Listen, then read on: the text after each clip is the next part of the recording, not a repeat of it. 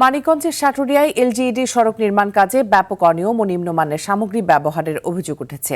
1,68,00,000 টাকা ব্যয়ে এই প্রকল্পে 1 নম্বর ইটের পরিবর্তে ব্যবহার হচ্ছে নাম্বারবিহীন ও 2 নম্বর ইটের খোয়া। ঠিকাদারি প্রতিষ্ঠানের স্বত্বাধিকারী আওয়ামী লীগ নেতা রাজনৈতিক পট পরিবর্তনের পর থেকে পলাতক থাকায় তদারকি নিয়েও উঠেছে প্রশ্ন।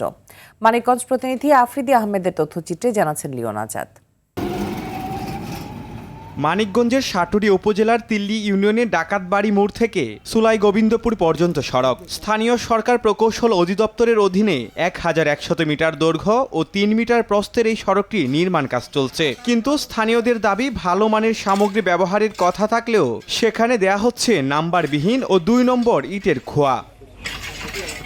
এলজিইডির তথ্য অনুযায়ী 2025 সালে কাজটি পায় ঠিকাদারি প্রতিষ্ঠান রেবা কনস্ট্রাকশন। তবে স্থানীয়রা বলছেন, রাজনৈতিক পট পরিবর্তনের পর থেকেই প্রতিষ্ঠানটির স্বত্বাধিকারী সুশীল বাবু পলাতক রয়েছেন। এটার কথা আসলে 1 নম্বর ইট দেওয়ার, কিন্তু দিতে আসলে 3 নম্বর ইট। কাজ করলে মনে করেন যে কদিন পর আবার ভেঙে যাবো, এই আর কি।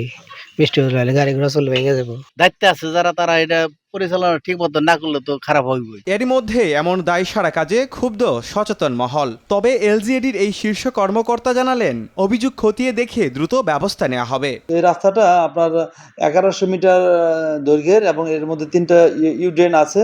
যদি নিম্নমানের সামগ্রী পাওয়া যায়, আমরা সেই সামগ্রী অপসারণ করব অবশ্যই ঠিকাদারকে সবুজ করে তাকে যথাযথ যে টেন্ডার টিডিএস অনুযায়ী ব্যবস্থা নেব। সচেতন মহলের মতে, সরকারি উন্নয়ন প্রকল্পে যথাযথ স্বচ্ছতা ও জবাবদিহিতা নিশ্চিত করা না গেলে এমন অনিয়ম কোনোভাবেই বন্ধ করা সম্ভব নয়। Leon Azad, RTV।